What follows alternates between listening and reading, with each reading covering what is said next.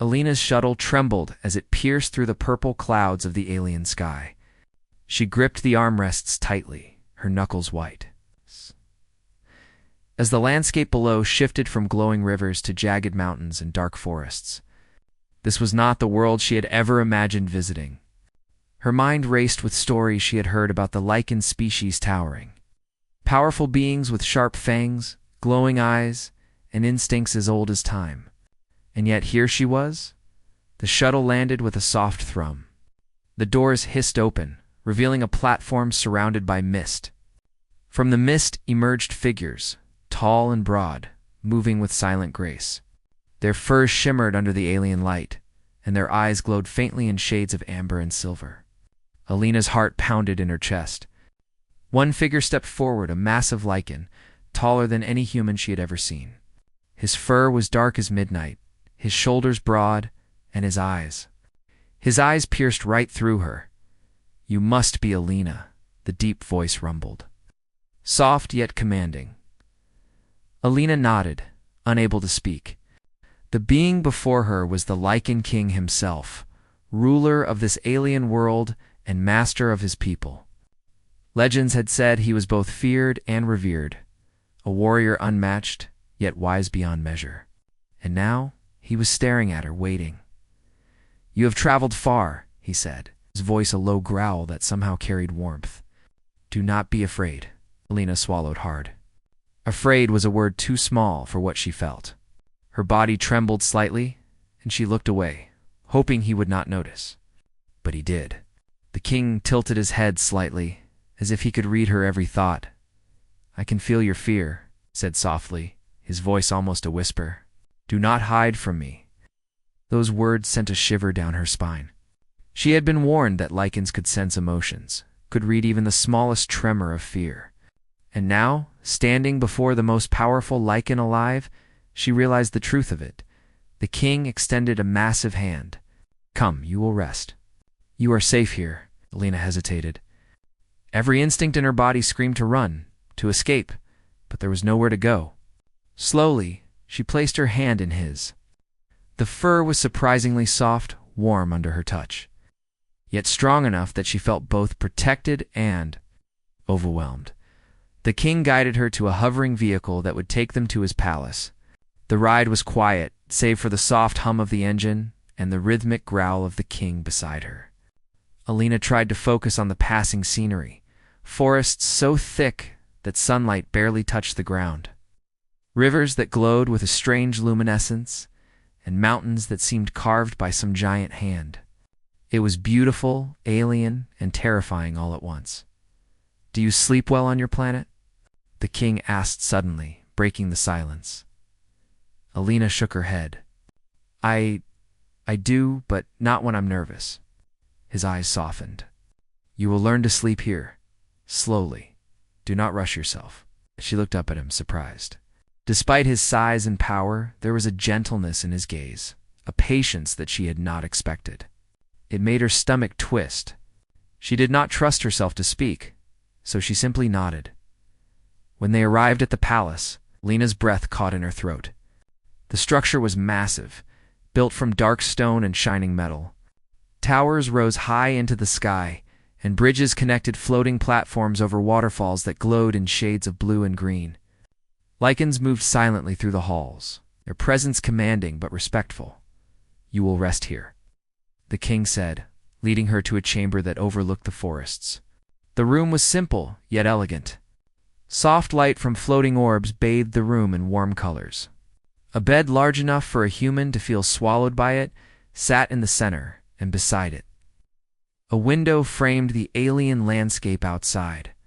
Alina set down her belongings, her hands trembling slightly. The king watched her, his expression unreadable. "Do you wish to eat?" he asked after a moment. She nodded. He summoned a tray of food with a gesture, and Alina hesitated before taking a bite. The food was unfamiliar, but surprisingly comforting. She ate slowly, her eyes darting to the king occasionally. He was still watching her, not in a predatory way, but in a way that made her feel noticed, understood. As the twin moons rose over the horizon, the king spoke again. You are far from home. You may feel small, frightened, unsure. That is natural.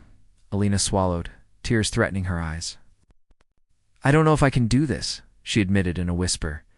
The king knelt down, bringing his massive face closer to hers, not in intimidation, but in care.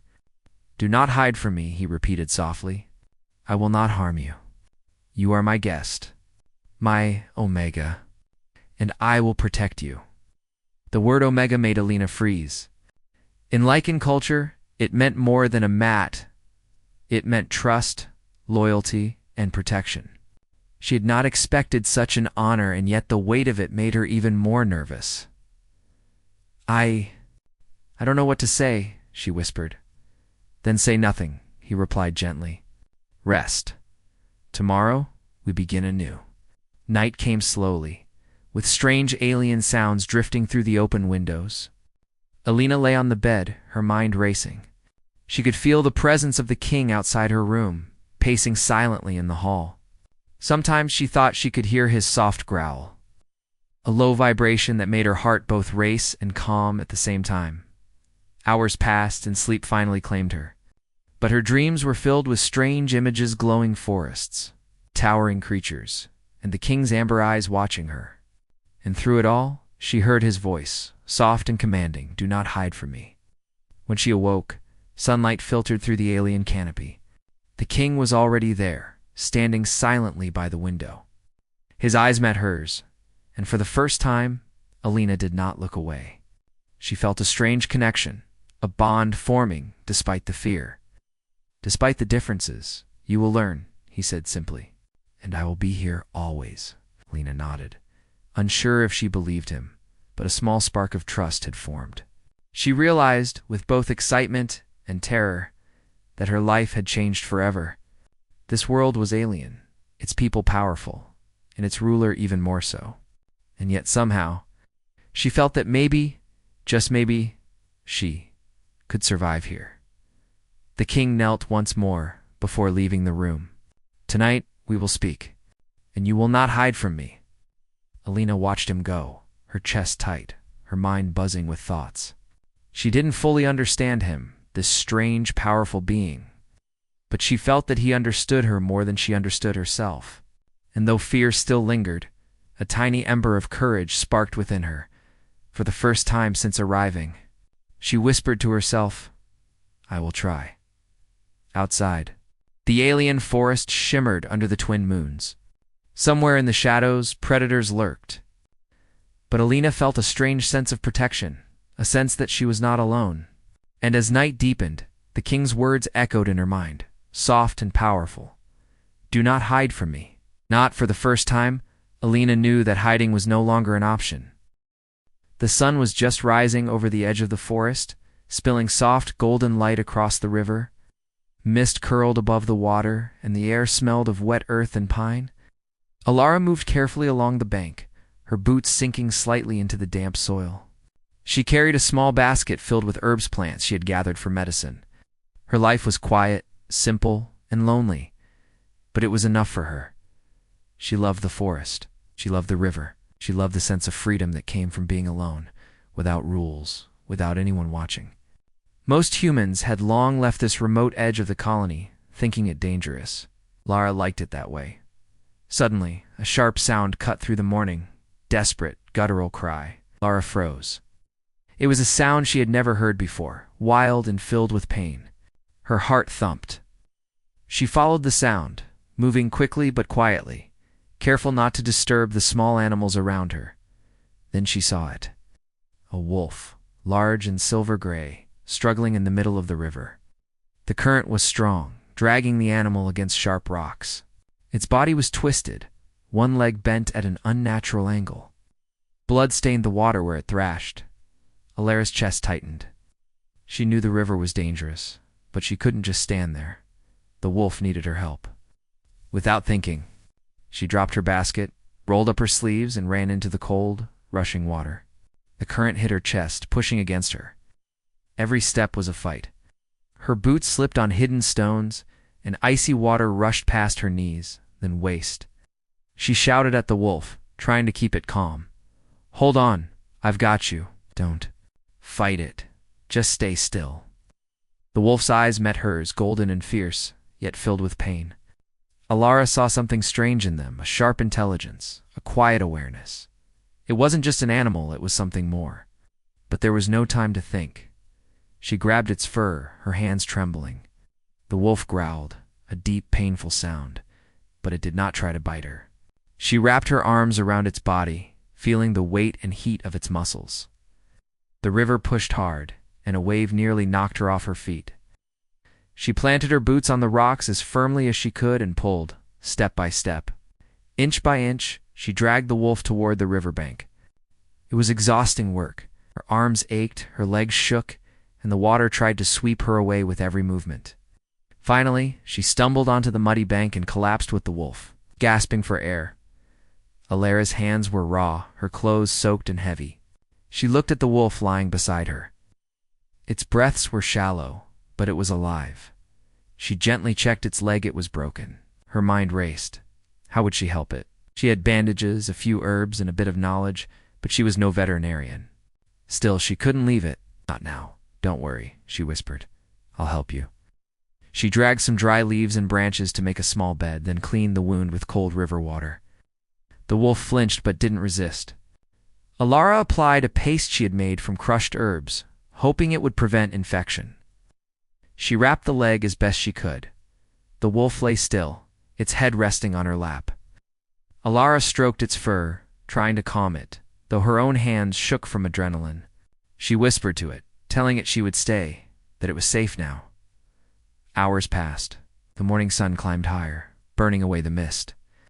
The forest grew brighter, alive with the sounds of birds and insects.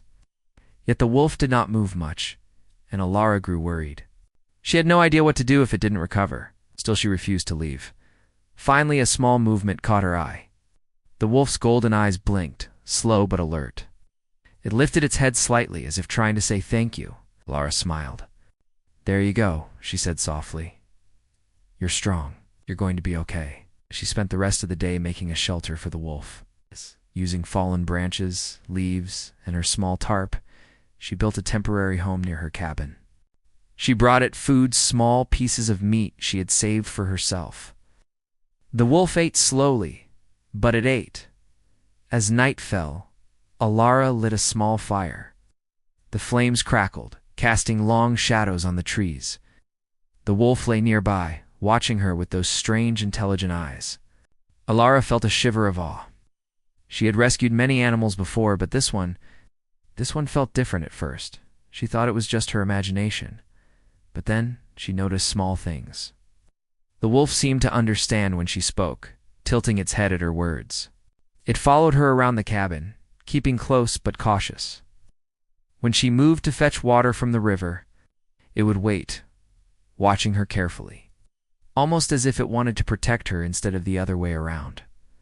Alara shook her head. It's just a wolf, she muttered. But deep down, a part of her didn't believe that.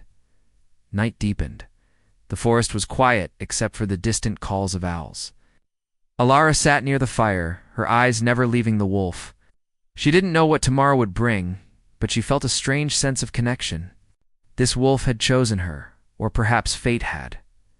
Suddenly, a sound broke the quiet, a low, rumbling growl from the wolf. Alara's heart jumped. The wolf stood, ears alert, tail stiff. Its eyes glowed faintly in the firelight. Alara froze. She'd done something wrong? Then she realized the wolf was looking at the forest, listening.